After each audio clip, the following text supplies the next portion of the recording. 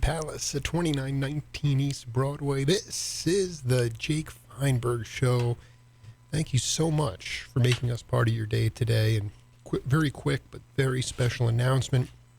This Wednesday, October 22nd at 10 a.m. on Power Talk 1210 KEVT, I will be interviewing Dr. Bill Cosby live from Los Angeles prior to his appearance in Mesa, Arizona on November 1st. It's going to be extremely entertaining.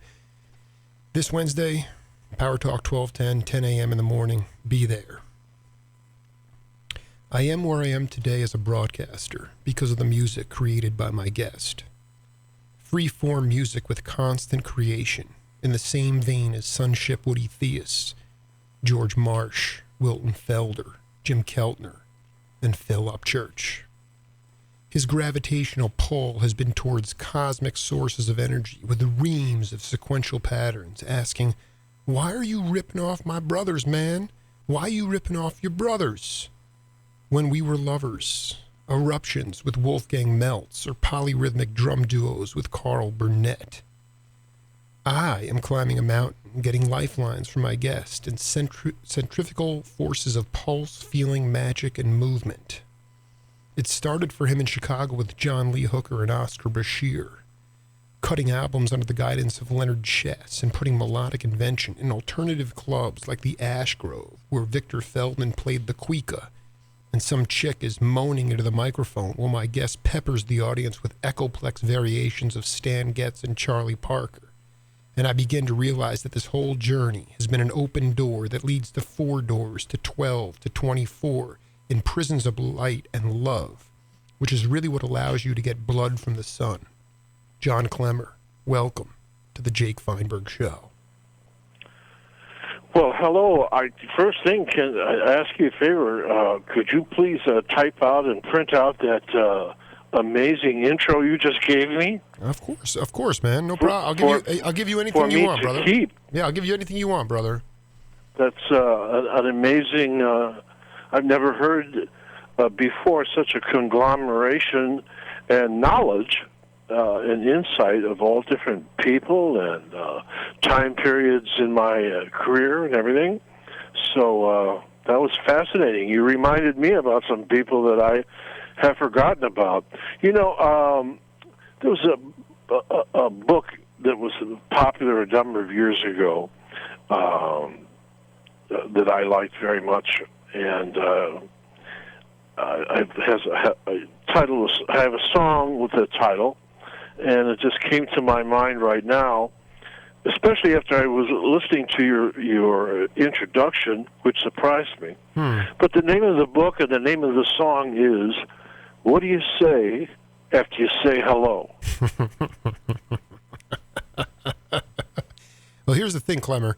I'm not kidding. I mean, that intro came from my heart because I've been doing this for 4 years, and it started with guys like Pat Martino and the skipper Henry Franklin, and it continued on with guys like George Marsh, who you played with back in Chicago, and then on to Bill Cosby, part 1, and then Cleveland Eaton. But through it all, Klemmer, I'm not interested. Listen, people talk about John Klemmer, this, that. You know, I read some quotes about, once the music industry fundamentally changed after 75, but there is nobody that was more powerful, visceral, or actually, in my mind, post-Coltrane, everybody, doesn't matter if you were a bass player, like Stanley Clarke, anybody else, everybody said basically they were trying to, carry on the torch of Coltrane. And I just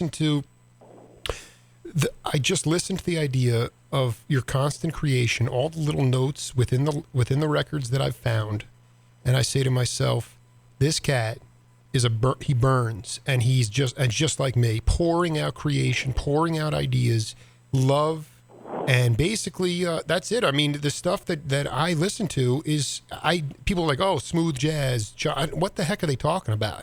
I read a quote. I read a quote from you. I just want to say one more thing that you can go. I read a quote from you that said basically it was the late 70s or early 80s, and you said, in the early 70s, you were doing all this just fantastic, I don't know I hate labels, but it was just, funky, open, bluesy, improvisational, melodic invention. And then you said critics would say I was too visceral, too much from the heart. But now that I do the smooth stuff, I have no testicles. And it's like, well, go ahead. As soon as I did the Touch album and the series of albums after that, which for me was a great touch, the music and touch, and the whole concept, which is quite interesting. I'm in the process of writing a book about how I put that all together, because it not only had a musical impact, it had a sociological and psychological impact. But to refer to what you just said, if I understood you correctly, I mean, I had done all these slew of albums for Chess Records and Impulse Records, and jumped from style to style. I always felt that I moved from style to style of music too fast for my audience to keep track of. But anyhow, all of a sudden, this touch, it's a gorgeous, beautiful music. It's just totally me, and it's a huge hit, and suddenly I can't play. What does that mean? All the reviews in the jazz world. Right, explain what that means. The jazz team, he can't play, he can't do that, It's hilarious, and it just goes to show you about the thing that bothers me in the elitist jazz world is that, suddenly if you connect with people and you're popular, there you go, you can't play. Well, and it's sort of like, you're not supposed to have a hit. You're not supposed to be successful in jazz, And that story of that response has gone over and over and over again in history. The only thing I can think of at this moment who you could say had a big hit, but it was in a completely different kind of way, was John Coltrane's My Favorite Things, and of course John's A Love Supreme. Now both of those albums, especially A Love Supreme, I don't know the exact figures, but we all know how popular and beautiful it was, and it sold a lot. But he was coming from such a different spiritual place that I think that any attacks on him of commerciality or any feeling any problems with John because he sold so many records and he got so much popular was out of shape. You mentioned earlier about it's very. I have an interesting career. I started very, very, very young, and I moved very, very fast in Chicago. A lot of guys, a lot of legends. I caught the tail end of that. A lot of guys that I hung out and played with and worked with for me that a lot of people would be surprised at. So, well, I wasn't what I'm leading at. Yeah. To me, forgive me for interrupting you. Mm-hmm. But what I'm leading to is that I've been sort of attached to this, post-Coltrane. That I'm a post-Coltrane guy. Now, this is going to sound like a very presumptuous statement I'm going to make, and there's probably better words for the statement I'm going to make. But I was into the kinds of things that John was into before I heard about John. I remember driving down the outer drive of Chicago, coming back from the south side of Chicago from a gig. I had to be about 16 or 17. I had just moved away from home, and I had just done my very first album for Chess Records, or Cadet Records, their jazz division. It was called Involvement. And I'm driving in the car, and all of a sudden, on the radio, I think it was a jazz radio station out of Rochester, New York, and all of a sudden I hear a track on the radio. The first time I ever heard myself on the radio at 2, 3, 4 in the morning. plus I'm tired. And, you know, he plays the track, and DJ plays the track, and then, you know, he does this rap about saying that I'm the next John Coltrane. You know, because John had there was some connections about the timing of his death and my release of the album. And when I got back to my apartment, I mean, I was absolutely livid at being thrown at. So I got the name of the station and the disc jockey, and at 4:00 in the morning I called him up, screaming, you know, hey, don't put that on me. You know, there's only one John Coltrane, and there's only one me, you know, and, you know, don't put this on me that I'm the next John Coltrane. This is crazy. But, you know, a lot of the things that John was into, before I really had heard that much about John, the playing fast, the sheets of sound, all these different types of musical approaches that later on garnered these catchphrases, you know, sheets of sound, this and that and that, you know. So, you know, so this relationship between John Coltrane and I in the press and everything over the years has bothered me a little bit. And then it really got even a little bit more intense when I signed with Impulse Records. After I left Chess, I signed with Impulse Records, which was John's label. And everybody thought that I signed with Impulse Records because John was my hero. Now, this is very brazen, and I hope that people will take it for its sincerity and its simplicity.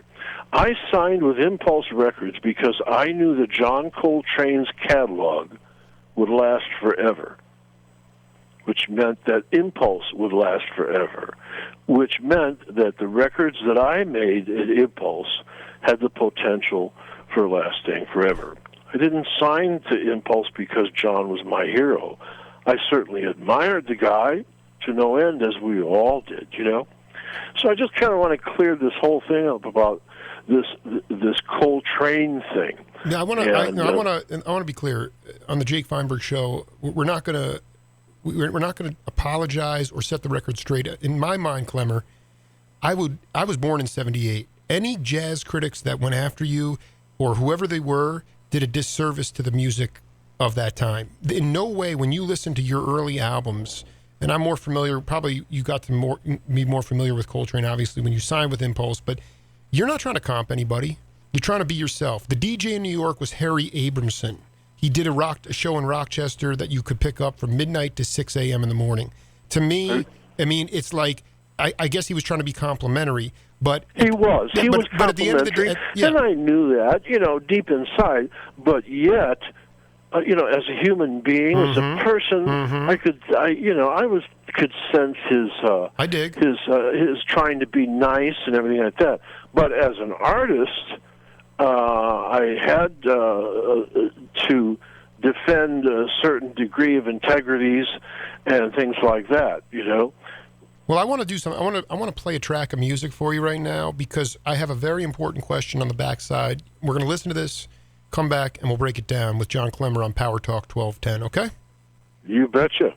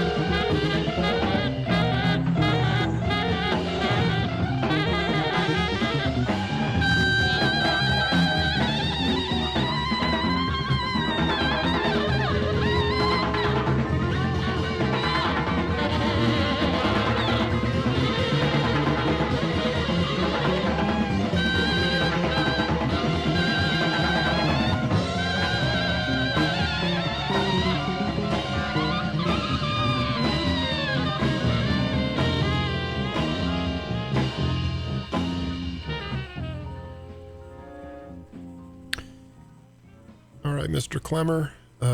We have a game on this program called Name That Tune. Can you name that tune, sir? It's Gardens of Uranus. You on off Eruptions 1970. Real quick before you go off, I'll let you take the podium. But my question is, why was that kind of music able to be marketed in the United States of America at that time? I hear nothing like that today. Why was it why were there people? Why was it available at that time? Please explain that. Well, first of all, I'm glad you played that track. That song, Gardens of Uranus, is from the last album I did for Chess Cadet Records. And it's one of my favorite creative records of that period of time, but it got totally lost. I'll never forget that when there was a meeting out here with a company that had just bought Chess Records, and I was going to have a luncheon meeting with the current new president, and I went up to the offices, and they were locked, and the offices were locked and dark, and I believe there was I forget the name of the yearly music conventions, in different cities. Sure. Well, is that the NAM? Or no, that's for the musicians. But anyhow, make a long story short, they had fired everybody, this new company that bought them. The current new president that I had talked to on the phone that I was supposed to meet with about this particular album, because everybody at Chess was terribly excited about it, and I was, he was gone. He had been fired. He was on a plane back home, and everybody was gone, and it was so this record, Eruptions, it's always been heartbreaking for me because, by the time it came out, it didn't get any kind of even normal push and exposure. And I want to interject. I want to say one thing though, because it at the time it might have been a shame, but here we are, October 18th, 2014. You're right. And Jake Feinberg is rehabilitating that because let me tell you, man, that holds up better today than anything else going on. Wolfgang Meltz, Mark Stevens, who I had a chance to interview, John Dentz, I think, is playing drums. The list goes on, and it's the most. John Dentz. There used to be a funny phrase about John Dentz. I think Stan Getz put it on him when John worked with Stan Getz. It would always be, Dentz, get off the fence. Dentz, but I'm just saying to you, well, I know what you're saying, exactly. But to answer your early question, I was trying to lead into it by giving some insight and history about that record, which is I've never really had a chance anywhere in print or in interviews to tell the story about what happened with that album. But anyhow, you asked me why. The whole crossover jazz rock phenomena happened for a number of reasons. In this life and in business and everything, sometimes things just happen. Different things will be going on in life and society and all that, and they will somehow merge. And this is how new idioms and new forms of society blend. Now, Nixon stopped the gold standard, which changed the economics of the country. There was a ton of inflation through the 70s. The record companies had more money than they knew what to do with. What they did do with it is they decided to take artists like myself, Miles, Not all trucking Korea, companies are. everybody, and Grover, Washington, and started to allow us and throw at us bigger budgets where we could do more adventurous albums, as well as more ability to afford more in the production and presentation of the albums, because we had more money to hire different featured vocalists or whatever. So that whole crossover phenomena, which was also happening sociologically with a brand new young post-World War II young generation that wanted to rebel. And so that rebelliousness of the 60s and the hippie thing, and the record companies having all this extra money to give away to us poor jazz guys for so many years, and all of a sudden we had these big budgets where we could, everybody did a lot of different things with it, and the whole mood of the country. Also, FM radio was happening then. FM radio was wide open. They would play anything. So, as well as putting out these records, and record companies pouring more money in there, record companies were seeing a return on this investment, financially and in other ways, because the records were being played night and day on this new concept of underground FM radio. So all of those things came together, and you had this jazz. All of us artists, I mean, we didn't get together and have a meeting like John McLaughlin and Grover and Chick and Herbie. We didn't get together and have a meeting, but we all knew in our heads what opportunity had come along and what to do with it. Well, but I also want to ask you another question as a subset of the question is that, okay, so you have the budgets, but also didn't you have guys like producers who basically said, I trust the craftsmen to make the music? I mean, there weren't the bean counters and the micromanagers. I mean, that stuff, the stuff that we just listened to, it's just burning. It blows your mind open, man. And that on this, you hit on something here. That is another thing that happened, as well as the record companies giving us artists, quote unquote jazz artists, bigger budgets to work with and play with and be creative with. There again was also the mood of the times. If you'll look back at the Janis Joplin and everybody that was popular back then, the general feeling of the record companies was the producer was not king then. It was get out of the way and let the artist do what he wanted to do, because they know what they're doing. Because it's a whole new style. So a producer took on a different role through that period of time. He was sort of an overseer. That album on Eruptions, that was my third album for Chess Records, and I had a fairly big hit with the album Blowin' Gold. It was, one of, if not the first, jazz fusion crossover records, and it did very well.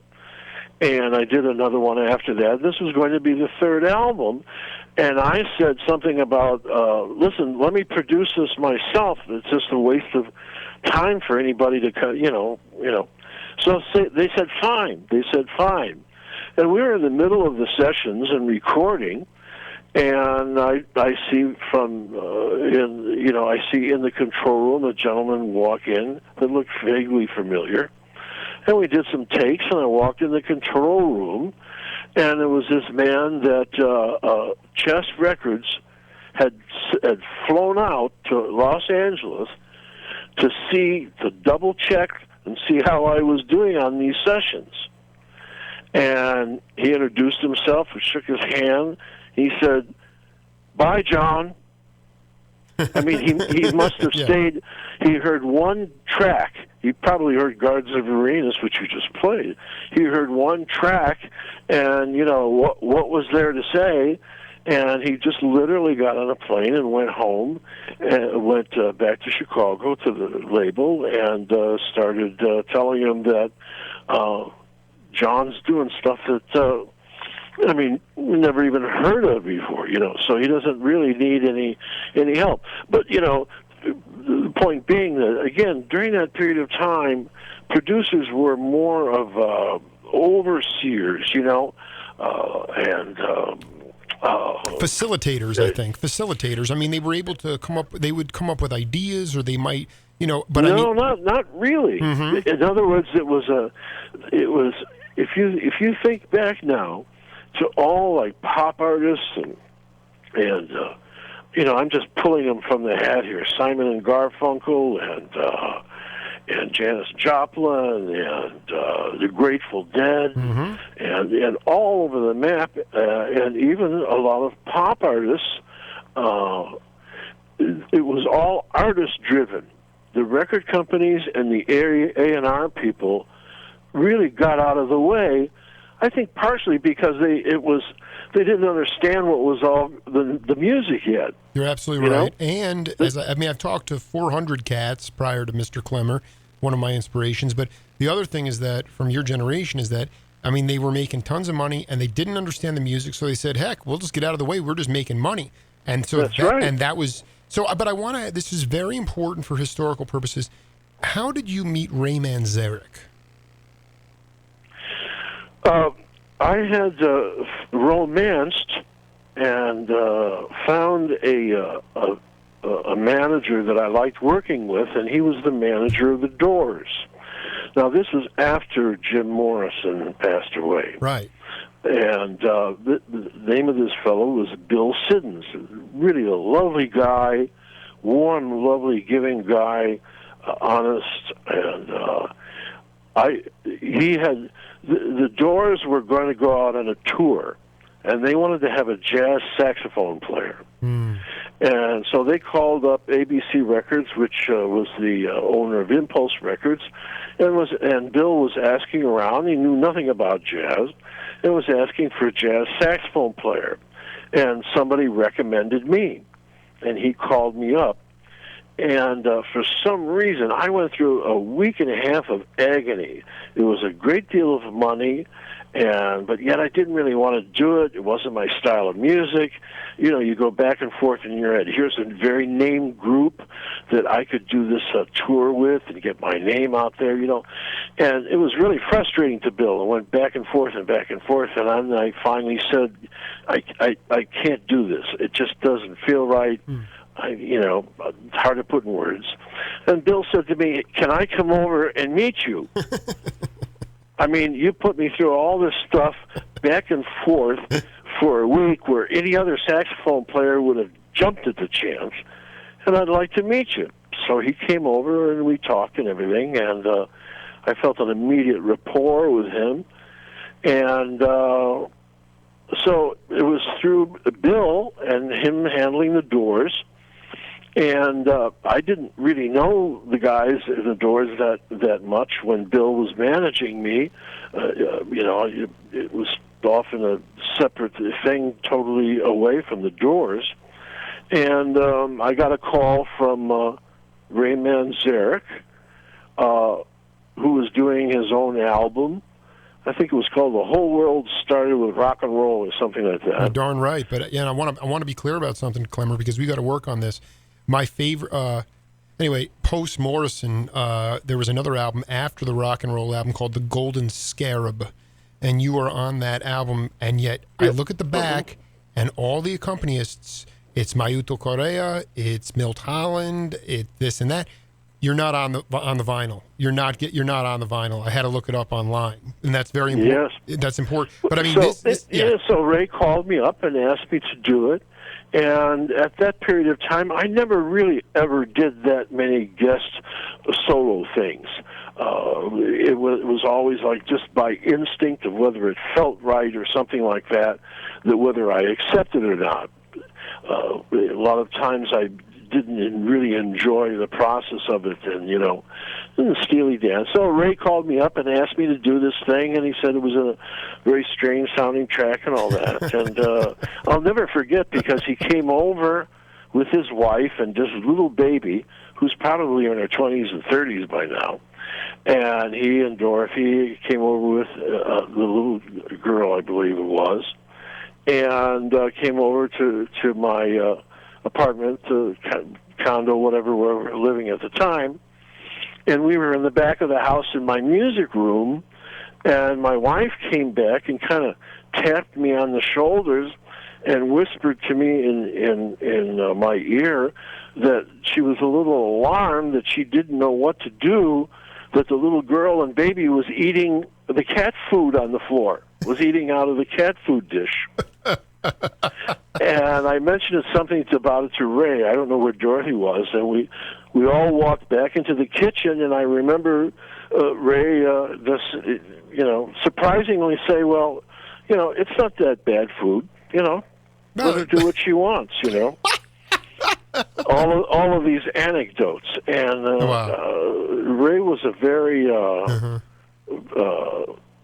studious, intellectual guy. And so that's the brief encounter, really, that I had with Ray, is on that album, and his coming over to show me the stuff, and then I did the overdub on the track, But I'm sensing that you have a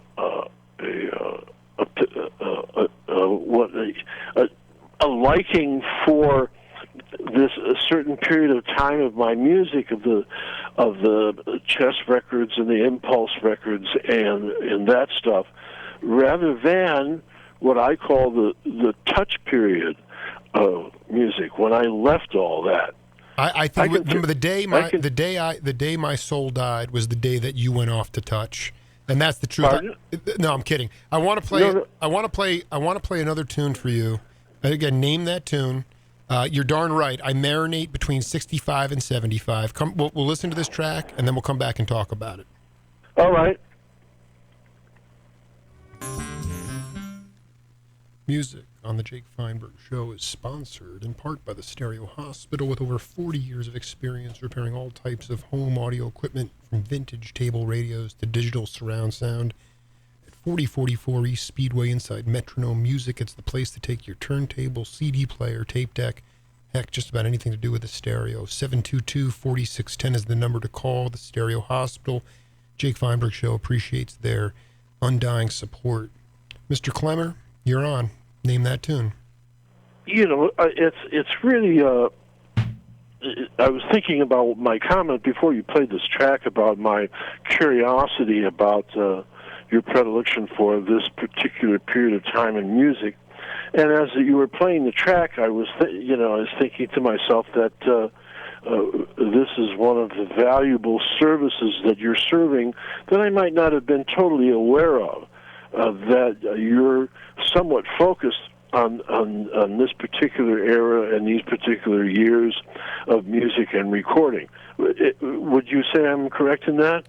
I just appreciate the fact that, that you can understand that is exactly, like I said, I was born after this time, but because we're living through such a vapid, overly produced time in music, I try to reach back to a period of time where individualism was key. So you've hit it 110, and I've interviewed all the cats that you used to bring in for the sessions. Sonship Woody Theus, I didn't interview Sonship, but Bayete and all these.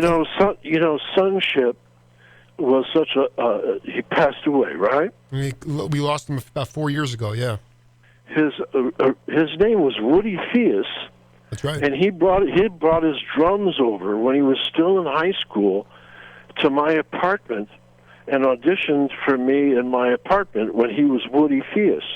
Did he have the skull and crossbones on it? This was all before that. He was still in high school. He was just starting. I just want to talk to you before we go off on tangents. Anyway, you nailed it, Klemmer. Whether you were aware of it or not before, I want nothing to do with post-75 stuff. Klemmer, okay. But what I'm trying to get at is, I talk to Jim Keltner about every week.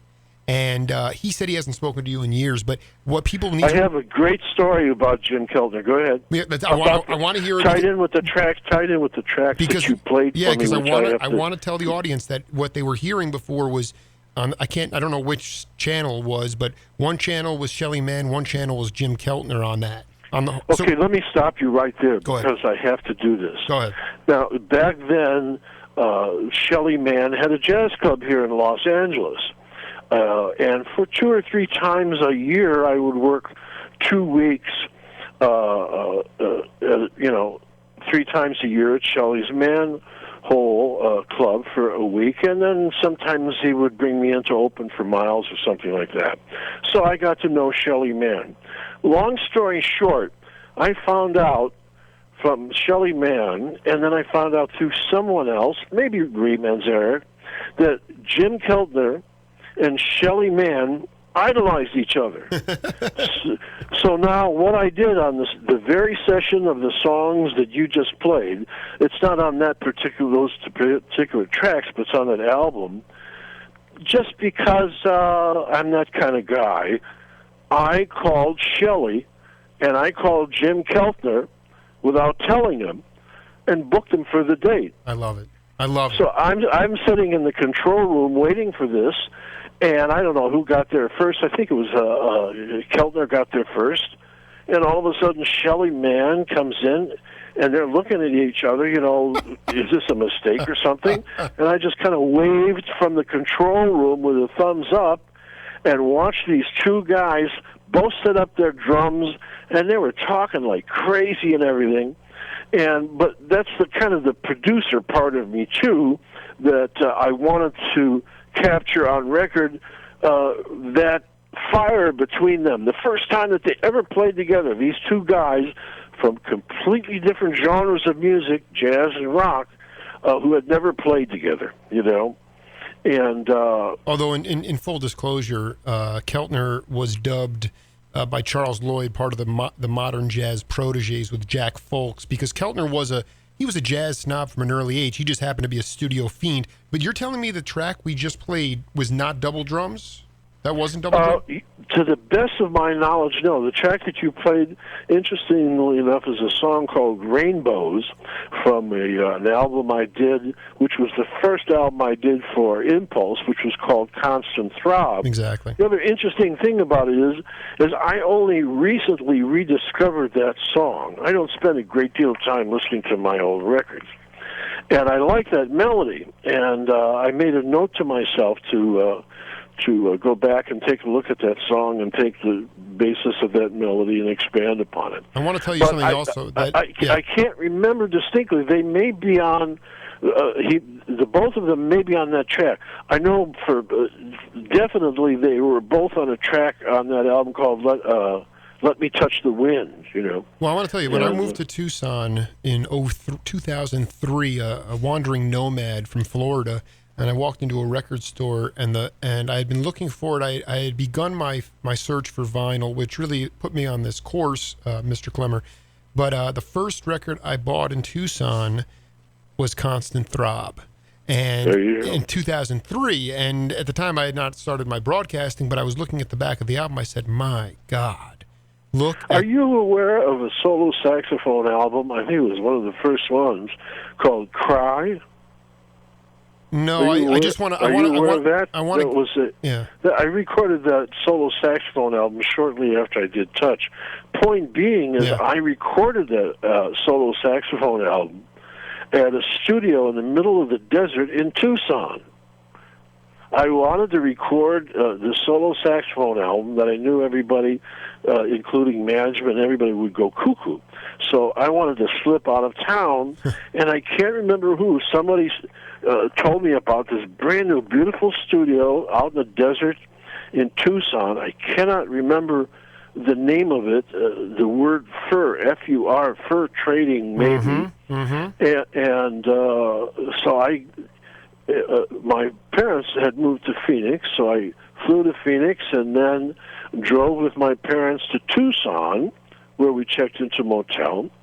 And they went their way, and every morning I would get up about 7 in the morning and drive about 45 minutes in the early desert morning and record all afternoon in this lovely big studio in Tucson. And I really discovered from that how much I enjoyed the desert heat, the dry heat and all that, and how much I enjoyed the desert of Tucson. Well, no, I also want to tell you. I want to tell you something that when I listen to your music and I read your notes, I mean, one thing that people don't realize about the sun down here is that your brain boils. And most people think that means your brain's going to swell and all that stuff. No. It's going to boil, and then you're going to start to cook, and then you're going to start to dream, and then all of a sudden constant creation starts to flow out of me, which really came from John Klemmer, even though you grew up in cloudy Chicago and then Los Angeles. But I mean, make no mistake about it. There's a mysticism and a spirituality here that is incredibly deep. But before listen, we have a little bit more live radio here, Mr. Klemmer. We're obviously going to have to do several more parts to this interview, but I wanted to talk to you about this whole idea. What I find most progressive about this period of time is that you had the guts to go into places like, where Scotty Stoneman, Bluegrass, Ash Grove places, and you would hire Eddie Marshall and Wilton Felder and Victor Feldman as a rhythm section. It's the most, I can't tell the audience enough. Just anything post 75, whatever, it's done. Anything 65 to 75 with John Klemmer. I know that cat overstepped his grounds by saying that he wanted that you're a Coltrane, but that I'm telling you, man, I will excoriate those cats for criticizing those albums, because that stuff is the lifeblood of society, and how did you pull? Just to listen to if you haven't listened to that Ash Grove stuff off Waterfalls, you need to go back and listen to that. Of course, nobody I'm right in the process of with Pro Tools and all that of going and taking a lot of the outtakes from Live at the Ash Grove and some of those others, and putting together to be re-released somehow. What was your concept behind the live? I love your idea. Were you kind of that person saying, I want to do this live because that's the way jazz is really meant to be, is to swing live? Is that what your concept was, making those albums? I didn't want to do live because that's the way jazz was done. I just wanted to do live. Right on. And the interesting thing about the Ash Grove is I lived only 2 blocks from the Ash Grove back then, so I walked to the Ash Grove every night to do those sessions, and it was beautiful because they had this big mobile truck parked in the alley behind the Ash Grove. And it was just fun to do, and I just wanted to do it live. And again, in that period of time, it was artist-driven, so I just told there was sort of like I had a staff producer, and I would just tell them, hey, I want to do this, get a truck, and let's record live. And there was no deep thought to it or philosophical thought to it. It just was like, hey, I want to do this. And I remember at the same time, right after that, I was the first one. It was my idea to do the first live concert and radio broadcast from Tower Records. Awesome. And it was right after that, and I got the idea from when we were recording live and had the mobile truck, and I said to the staff producer, I said, wow, I've never done mobile like this. You can do this anywhere, right? Okay. So went over to Tower Records and asked for the manager and gave him this idea, and then called up Impulse Records, which was owned by ABC, and of course it was fun for everybody, and they put that mobile truck up by Tower Records, and the place was jammed. And I always had, what I'm leading to is, always had fun looking for things that other people hadn't done before. So it wasn't so much a fact of guts and courage as it was just having fun. It was like, oh, hey, why don't we do this? Hey, nobody's ever did that. Let's do this. And so that's where it all came from, a sense of adventure, the same degree of adventure in the music had to do with in other parts of my life, in the business way. I mean, I just want to say that in my personal life, I've always been very conservative. I just feel like, for me, I've interviewed so many guys that I really, I don't necessarily have a deep knowledge or listening knowledge of their music, but this magic and movement is another one. I mean, you could have done the Ash Grove thing at Shelly's Manhole, or you could have done it at Royce Hall, or you could have done it at a more traditional place. I mean, that place was a bluegrass place, and I just say to myself, my God, you were trying. I really applaud you for doing it, and I really don't. Well, someone had booked me into the Ash Grove, back then, and even now, we're all musicians, a gig is a gig is a gig, and any chance to play is a play. You'll use some discretion about choice of what not to do. But I remember back then that the Ash Grove, I think, came up with because John Lee Hooker and a lot of blues guys were on Impulse. Mm-hmm. And so probably I was given some tickets, and I went to the Ash Grove, and it was a down-home fun place. It's a combination of Chicago and California funkiness, Oh, absolutely. And I liked the audience, and so that's why I picked the Ash Grove. You mentioned magic and movement, and I don't know how much more time we have, but it's an interesting story. You know what it is. It is so, that album means so much to me. I play it for my younger daughters. I literally every day. I mean, let me tell you an interesting thing about that I think you'll find to add to that. Magic and Movement was part of that album was the tracks that were left over that were not released on the Live at Ash Grove on the Waterfalls album. So there were tracks left over. The other part of the album was a live at the Montreux Jazz Festival. With Alphonse Mouzon, Cecil McBee, and Tom Canning. And, yes, Alphonse, the first week of rehearsal, he pretended he was from some land from Africa and didn't speak English. But anyhow, here's the thing. It was a smoke and rhythm section. We had a blast. And it was live recording that night. It was an Impulse recording night. Gatto, myself, a number of Vero Saunders, a number of other people. It was an Impulse night, and they were recording everything. And so I came out, and I did my set. And it was a standing ovation, And so I did this set where we were just smoking and screaming, which you can hear on the record. And my wife was standing next to the staff producer for Impulse Records on the side of the stage. And as I took a bow and I walked over, I said to them, I will never play this music again.